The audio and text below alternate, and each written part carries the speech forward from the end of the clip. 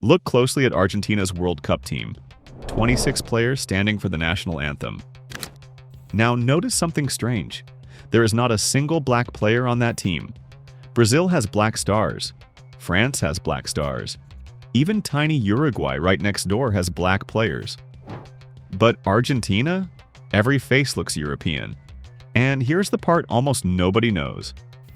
In the 1700s, nearly half of Argentina was black. So the real question is not why the team looks European.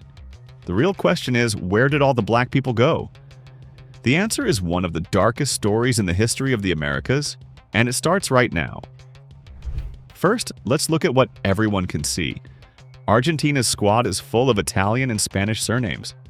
Messi, Martinez, Romero, DePaul, Alvarez, Molina. It looks like a team from Southern Europe, not South America. And this is not just one tournament. Go back to 1978, 1986, 2014, 2022. Same picture every time.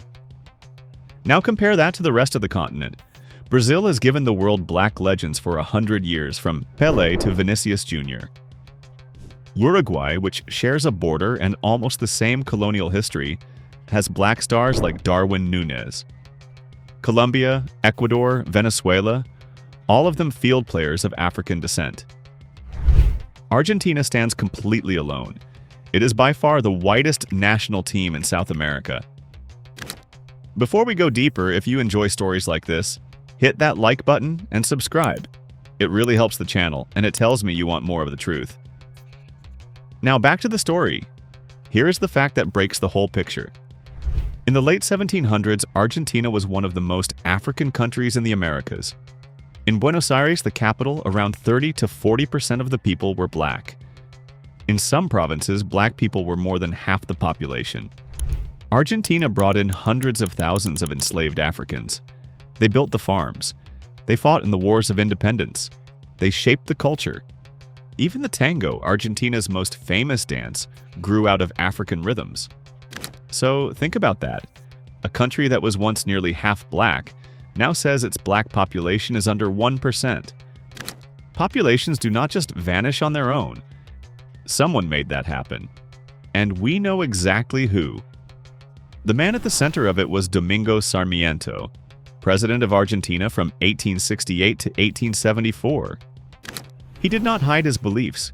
He wrote openly that Argentina's black and indigenous people should be replaced with Europeans. But this was never just one man. The entire ruling class of Argentina shared the same dream, a white Argentina, and they worked toward it in 4 ways. The first way was war. In the 1860s, Argentina fought a brutal war against Paraguay. Black men were pushed into the army at far higher rates than white men, and they were sent to the front lines, where the dying was worst. The government knew what would happen to them. For the men planning a whiter Argentina, those deaths were not a tragedy. They were progress. The second way was disease. Black communities were packed into the poorest parts of Buenos Aires with no clean water and no sanitation. When yellow fever hit the city in 1871, it ripped through those neighborhoods. Wealthy white families had the money to escape the city. Black families did not. The government watched them die and did almost nothing because the outcome served the plan. The third way was the biggest of all: immigration. Between the 1850s and 1940, Argentina brought in millions of European immigrants: Italians, Spaniards, Germans. For a country with a small population, this was like opening a floodgate, and the goal was written down in plain words. Thinkers like Juan Bautista Alberdi said Europe's people would improve the nation's blood. In simple terms, they planned to drown the existing population in a sea of European newcomers. And it worked. The fourth way was the quietest and maybe the cruelest. They erased the survivors from the record. The government simply stopped counting black people in the census. Afro-Argentines who remained were placed into vague categories until, on paper, they disappeared. Their story was cut from school books. Even the tango was rebranded as a European creation. Within 2 generations, Argentina had convinced itself that black people had never really been there at all. Now, I want to be honest with you because honesty matters on this channel. Some historians do not use the word genocide here. They say the decline came from a mix of things: mixed marriages, the end of the slave trade, war deaths, and disease, rather than one single order to exterminate. That debate is real, but here is what nobody debates. A population that was nearly half black fell to under 1%, and it fell because of choices the government made.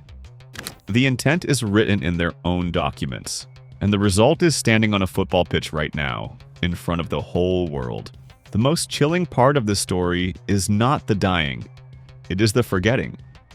In 1996, Argentina's president Carlos Menem was asked about his country's African roots. His answer, in his own words, was that black people do not exist in Argentina. That is Brazil's problem. Think about that. The president said an entire people never existed, and in his mind, he may have believed it, because the erasure had worked that well. This is what makes Argentina different from every other country in the Americas. In the United States, in Brazil, in the Caribbean, the descendants of enslaved Africans stayed visible. Their presence forced those countries to face their past. Argentina did something almost unique. It made its black population vanish, and then it erased the memory that they were ever there. Some people will say, wait, Uruguay had the same history, and it still has black players, so maybe Argentina is just naturally different. Fair question. But Uruguay ran a whitening campaign too. It was simply smaller, weaker, and less complete. Argentina brought in far more Europeans compared to its size and pushed the project much harder. Uruguay's visible black community is not proof that Argentina is natural. It is proof of how extreme Argentina's project really was. And yet, here is the truth that no eraser could fully remove. Afro-Argentines still exist. A genetic study in Buenos Aires found measurable African ancestry in a part of the population. Around 5% of Argentines say they have at least one black ancestor, and about 20% say they do not know, which tells its own story, because it means the truth was hidden inside families for generations. Today, groups like Africa Vive are fighting to make this community visible again. In neighborhoods like San Telmo, the African roots still run deep. The blood survived, even where the identity was stolen. And the tango still carries African rhythms in its bones, no matter how it is marketed to the world. So the next time you watch Argentina play, understand what you are really seeing.